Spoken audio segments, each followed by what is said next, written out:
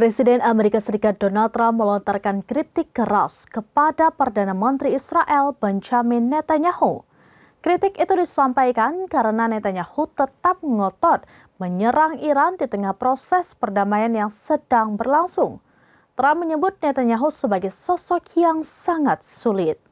Ia bahkan menilai langkah Israel beresiko mengganggu kesepakatan damai yang telah dirundingkan antara Washington dan Teheran. Dikutip dari The New York Times, menurut Trump, Israel harusnya mendukung upaya diplomasi tersebut pada Minggu 14 Juni 2026.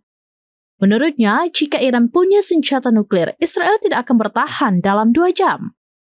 Trump mengingatkan bahwa Israel menghadapi risiko besar jika Iran suatu saat berhasil memiliki senjata nuklir.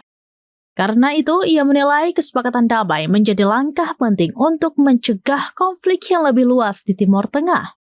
Trump juga mengklaim kesepakatan tersebut tercapai setelah tekanan militer dan diplomatik yang dilakukan Washington terhadap Teheran.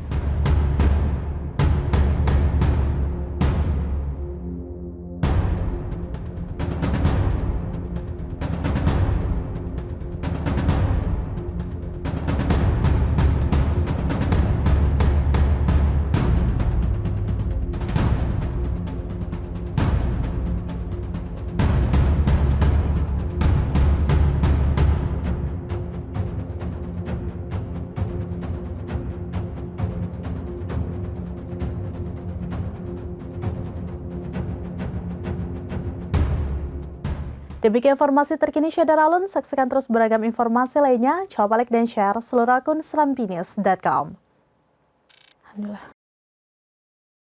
Download Tribun X sekarang, menghadirkan lokal menjadi Indonesia.